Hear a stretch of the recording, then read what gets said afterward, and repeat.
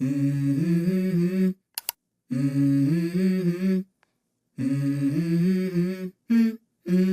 go.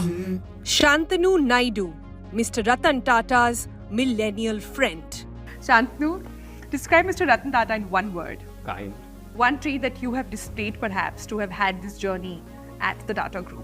Curiosity. Talking about inspirational entrepreneurs, name some for us. Bhavish Agarwal is definitely one of them. One word for 70 hours working week comment. Personal choice.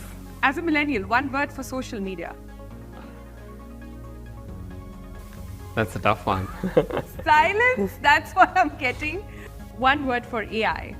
Responsibility, I guess. The idealization culture is what is the issue. So we always want someone else to give us the answer that how many hours should I be working, and then someone who you look up to says these many hours you should be working, and then you want to follow just that. The person joining us next, his designation is that of a general manager at Tata, but his identity largely is that of a social entrepreneur. He is an author, he is also a singer, but the one thing you know him most for is being Mr. Tata's millennial friend. Santanu, thank you so much for joining us and talking to us. Is that a fair introduction to what your life is? Heavier than what I would like, but fair. Okay. Nice to be here. You know, we're starting at one of its kind animal hospitals in the country. We've done a full tour of the place. We've seen the kind of mechanisms that have been brought in. What really stuck with me was not just the machinery, first of its kind setup that has been made, but also just to see how happy doctors were just working around the area. Go back to the time when the first time the idea of an animal hospital actually came about. Right. I think it's a pretty well-known story when Mr. Tata's own dog Tito was suffering from a particular medical issue which didn't really have a solution that was present in India. So there was a particular freeze the joint kind of solution which was a bit medically advanced for our veterinary care system, and he had to fly him out of the country. जय हिंद दोस्तों, तो हमारे channel पे आप सभी का स्वागत है। तो आप लोग वीडियो पूरा देखिए और चैनल को ज़्यादा से ज़्यादा सब्सक्राइब कीजिए। तो हम आप लोगों का समय नहीं गवाएंगे, हम सीधे मुद्दे पे बात करेंगे। संतनु नायडू जी जो हैं कि उनकी चर्चित बहुत ज़्यादा हो रही है इस समय रतन टाटा जी के मरने के बाद। और लोग ये जानना चाहते हैं कि आखिर ये है कौन, इनका रिलेशन क्या था रतन टाटा जी से, ठीक है। और संतनु नायडू जी कभी मीडिया पे आए नहीं थे जब तक रतन टाटा जी थे। आज वो जो हैं कि मीडिया के सामने लाइव में बात करते हुए आखिर में उनकी बातें सुनकर मीडिया वाले क्यों घबरा जाते हैं, और मीडिया के बात करने की तरीका और संतनु नायडू जी का बात करने का तरीका, क्या आप दोनों को इसमें कुछ लॉजिक दिखाई दे रहा है? आप लोग कमेंट में ये बात ज़रूर बताइएगा। और एक बात, मीडिया वाले ने ऐसे सवाल किए कि जो कि आप लोगों को ये बातें बेसिक सुनना ज़रूरी है जो कि रतन टाटा जी से जुड़े हैं, ठीक है। और रतन टाटा जी से जितने लोग जुड़े हैं ये वीडियो आप लोग जरूर देखिए। क्या है, भारत के जाने माने कंपनी के मालिक थे जो रतन टाटा जी, हमारे देश की भी बहुत सहयोग किए हैं, ठीक है। इनकी जितनी ही तारीफ़ की जाए उतनी ही कम है। और रतन टाटा जी के मरने के बाद दुख तो सबको हुआ, लेकिन इसमें जो है कि संतु नायडू जी को ज़्यादा से ज़्यादा लोग फोकस कर रहे हैं, ठीक है। तो मुझे तो कुछ ज़्यादा पता नहीं है इनके बारे में, लेकिन आप लोगों को जितनी बातें मतलब पता है इनके बारे में, तो आप लोग अपने कमेंट में राय ज़रूर लिखिएगा, मतलब जो भी आपको पता है, ठीक है। मेरे को उतना पता नहीं है, जितना मेरे को मालूम है भाई उतना मैं बता रहा हूँ, ठीक है ना। आप सब लोग बताइएगा कमेंट में क्या बातें सही हैं क्या गलत है, ठीक है। तो आप लोग एक बार वीडियो पूरा देखिए और वीडियो को देखने के बाद चैनल को आप लोग सब्सक्राइब जरूर कीजिएगा। So at that point, even though he fixed that situation, it stuck with him that why shouldn't our country have the kind of resources to deal with situations as complex as these, especially with the growing pet population. That's when the idea germinated. That was quite a long time ago, but over the years it has taken shape, form, and here we are at the hospital today. Santanu, I'm quite intrigued by the different projects that you've been picking up, working with the Tata Trust. It is about, older people lonely people at one hand, it is about strays and dogs the other. हम तो गरबा मनाएंगे senior citizens के साथ, तो आपको बस आना है, हमारे साथ फेस्टिवल बनाना है, क्योंकि सीनियर सिटीजन्स को ये गरबा में हम तो लोग इन्वॉल्व करके ही रहेंगे, और अगर नहीं भी नाचे तो खाएंगे पिएंगे मजे करेंगे. At a time, you're what, 30, right? Yeah, 31. You're 31. You're almost my age, and this is the age for a lot of entrepreneurs and startup owners as well. At a time when you have an entire generation which is looking at valuation, startups, and doing path-breaking stuff at AI, what keeps bringing you back to this social entrepreneurship, or to do more for others than actually your bank balance? I think entrepreneurship is the pursuit of picking a problem and solving it. Picking a really tough problem and solving it, and all the profitable startups, and kudos to them for having done what they have. They have picked a problem, they've solved it successfully and made it profitable, which is a very successful enterprise, which is something I really respect and appreciate. For me personally, picking that particular problem to solve has always been about the problem that resonates with me on an emotional level, on a value system level. That is the only incentive that allows me to try and solve it. So I might identify a profitable problem, but it just doesn't excite me as much to chase it as a problem that has visible positive impact on communities. So the valuations, entrepreneurship, and the breakneck ecosystem that we have should exist and should thrive, and it is an important and integral part of our Indian youth, our economy in the future. But as far as social entrepreneurship is concerned, it's just a personal thing that I just need to pick a problem where I can see communities getting impacted positively. I see. I have an observation to make. You are 30, in your 30s. Yeah. You sound like you are 45. Your vision is that of a much older person. Where is all this coming from, Shantanu? I really don't know. If you literally mean sound, I have a cold today. So, but I don't know. I couldn't answer that myself. I think I have been privileged enough to be put into situations where I'm exposed to people who are quite senior in the industry, which allows me to perhaps absorb as much as I can. So I think I have an advantage in that sense. So it's really not me as much as the situations I've been put in, and I'm quite lucky for that. I feel like if the world were a binary or a spectrum right now, you would have Elon Musk on one end and Mr. Ratan Tata on the other. A lot of young people today, millennials, Gen Z, would sort of gravitate towards Elon Musk's way of life and way of work. What sort of brings in a person like you to understand more the values and sort of what Mr. Ratan Tata actually stands for? I think it's more generational than just Mr. Tata. There's been 5 generations of my family. I'm the 5th generation who is working for the Tatas. All the generations before me had regular general roles like an engineer here or a maintenance engineer there, starting from my great-grandfather. So to see all the values planted in an individual won't be the right way to look at it, especially when it comes to the Tata Group. I think it has been a legacy that's been handed down so much. And my family, having been exposed to that over generations, has sort of allowed us to appreciate and respect that more, or have that as a central value system for our family as well. So I think that overlapping legacy where we have always respected and revered the Tatas through not 1 or 2 but 5 generations puts it in a different perspective for us of who we would like to. Are you aware a lot of young people do not think like this? I am not aware. You're surrounding yourself with just those like you then? I don't know. I'm not taking any conscious efforts to be, like I said, I'm not taking conscious efforts to be put into situations. That's And interesting. I have just been quite blessed and privileged to be put in one situation after the another, where the value system that I have been brought up with, thanks to my mom, has sort of been the value system where I have gravitated naturally in this situation. So like, I couldn't take the credit for that. The reason I ask you this is because a lot of younger folks today would give an arm and a leg to be in the position you're in, to be at in midst of this vast pool of not just resources, but also knowledge and wisdom.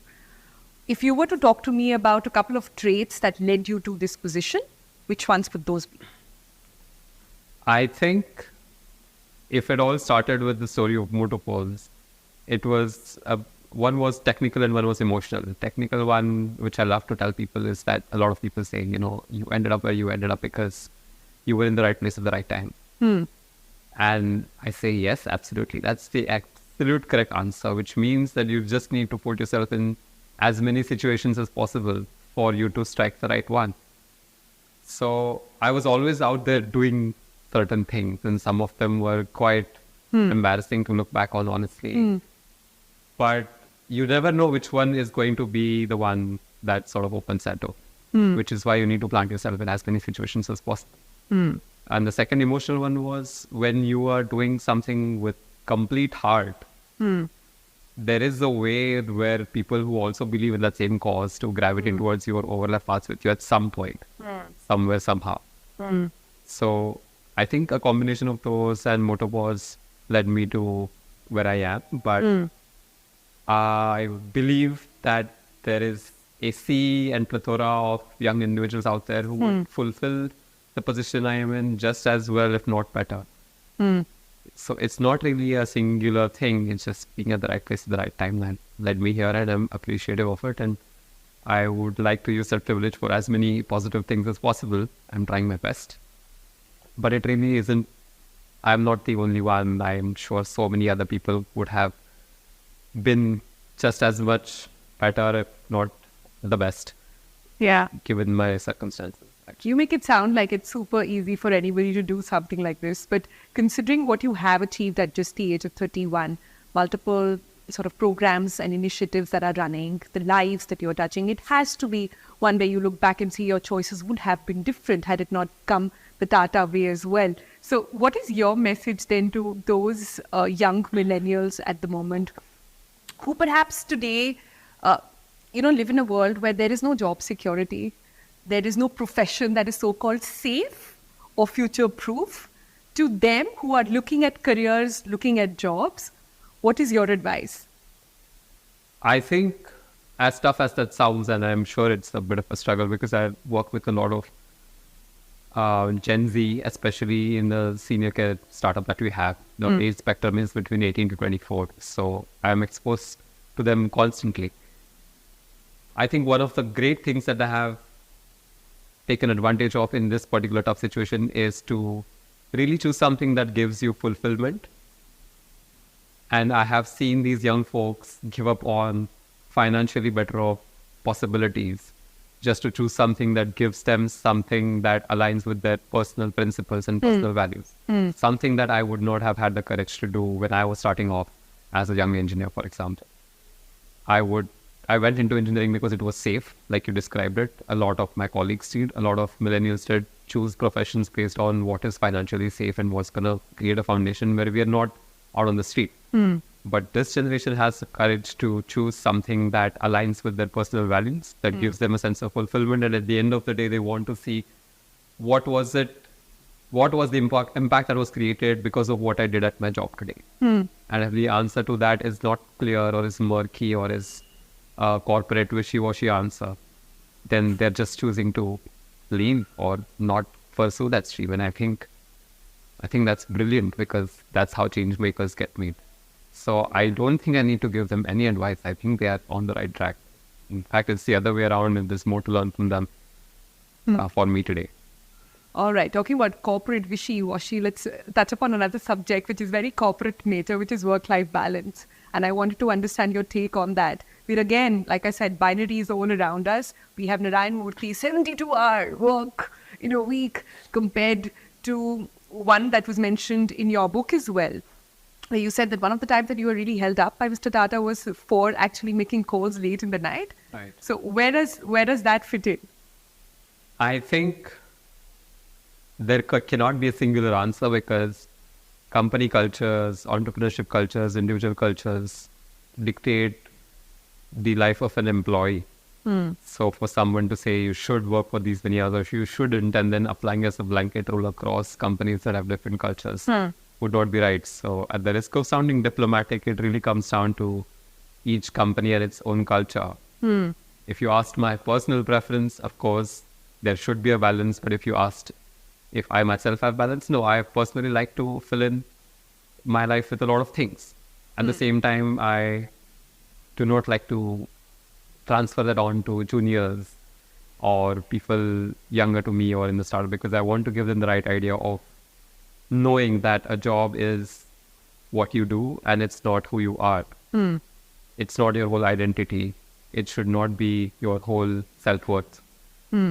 It's a profession at the end of the day. Yes, it puts bread and butter on the table, and yes, it can be something you're passionate about, in which case all these barriers won't be visible to you, in which case just please go ahead at full speed. But to assume that everybody else will operate under that same passion is not something we should take for granted. So, and to say that, what you do is your only value is sort of reducing the value of human beings a little bit. There's so much more, and they should be allowed to be more outside of that profession. Be more than just your job. I'm also noticing a slight difference in your answers compared to some of your earlier interviews. Right. As age is catching up, diplomacy is as well? No, as age is catching up, I would say you learn new perspectives, you understand where people are coming from. Something that I actually love to do, because you think you have it figured out, but you really don't. And you then meet two more people who have seen life more than you have, and then understand. So while I maintain my previous answer of how work-life balance and everything should be, I also understand that some people actually like doing what has been the polar opposite. And if they like doing it, and if it's not hindering anybody else, that's absolutely fine. Yeah. Freedom and choices for all. I think that's where we are getting. Yes, and the idealization culture is what is the issue. So we always want someone else to give us the answer that how many hours should I be working? And then someone who you look up to says, these many hours you should be working. And then you want to follow just that. But it really doesn't have to be idealization to a T. We have so many amazing entrepreneurs and so many amazing leaders in the country who you should be inspired by, and you should take the relevant inspiration from them. But to sort of clone your entire personality after a particular person you idolize will then end up in feeling this internal conflict of, is this the right thing? Should I be working with many hours? I want to be passionate, but I don't feel comfortable stretching myself that much. So, Talking about inspirational entrepreneurs, name some for us. I think Bhavish Agarwal is definitely one of them. The way he has built Ola, and honestly, I think for me, it's the entire entrepreneurial ecosystem and how it's sort of thriving off of each other is what is the inspiration to me, rather than an individual. So because I have been exposed to the startup portfolio working where I am, it has been quite exciting to see how each one of them has chosen to grow their companies, and none of them are the same, which is what makes it exciting, because they just have a vision, they have a particular way they think they're going to reach there, and they just do it. It's amazing. Your eyes are lighting up at the thought of Bhavesh and everything that he's doing. He's clearly not for work-life balance. I know. He's a workaholic, and he wants everybody to go down that road. Which emphasizes my point that there are certain things that you idolize about some people and take inspiration from, and certain things you don't agree on, which should be allowed. Today, if you want to be inspired by someone, it seems to be the norm that you have to be inspired by every single thing that you do. Yeah. But no, I agree with some of these things and I don't agree with others. Yeah. How are disagreements happening when you are taking decisions along with Mr. Tata? How is that generational gap, and how do negotiations and disagreements happen there?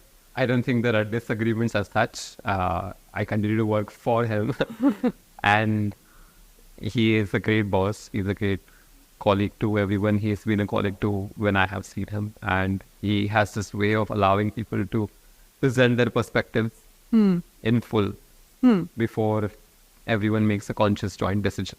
Something that is so respectable and so statesman-like and so refined in terms of business, that authority and hierarchy doesn't as much come through.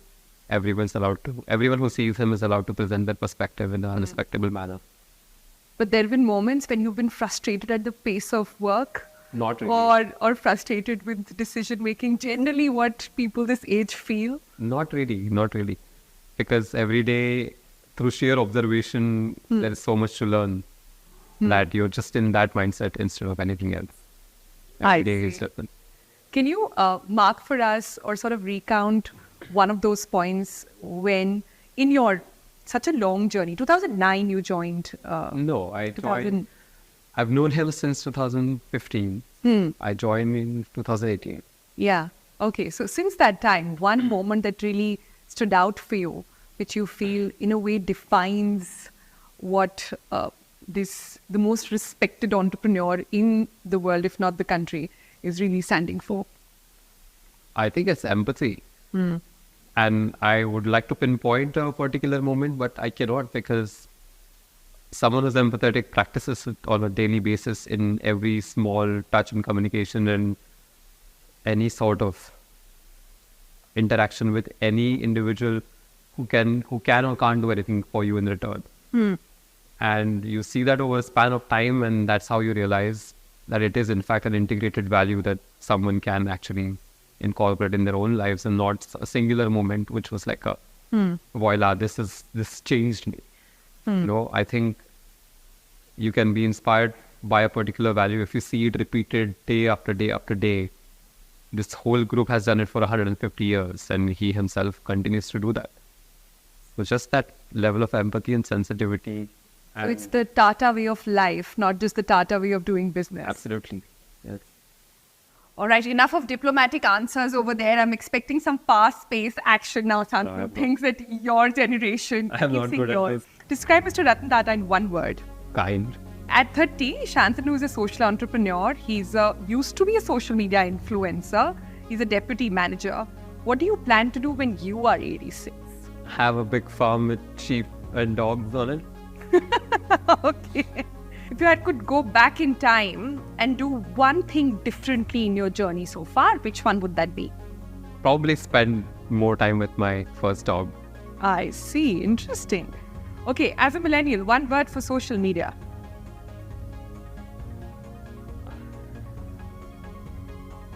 That's a tough one. Silence. That's what I'm getting. That's the So word. many aspects that are evolving every day. One word. Responsibility. Okay. Social media does more harm than good, true or false? True. How many hours do you spend on social media? Too many. On work-life balance then, one word for 70 hours working week comment. Personal choice. Okay. What's your take on dating and marriage then? Any pearls of wisdom there coming from the eternal bachelor himself? Still learning. Two attributes in an older generation that millennials miss today. A set of principles. Two attributes in dogs that humans don't have. Oh, that is less. Living in the moment. Okay. One word for AI. Responsibility again. One trait that you have displayed perhaps to have had this journey at the Tata Group. Curiosity. And finally, the most difficult question of all, dogs or cats? No, I can't answer that possibly. All right, Anu, thanks so much. Thank you. ना पता नहीं है, जितना मेरे को मालूम है भाई उतना मैं बता रहा हूँ, ठीक है ना।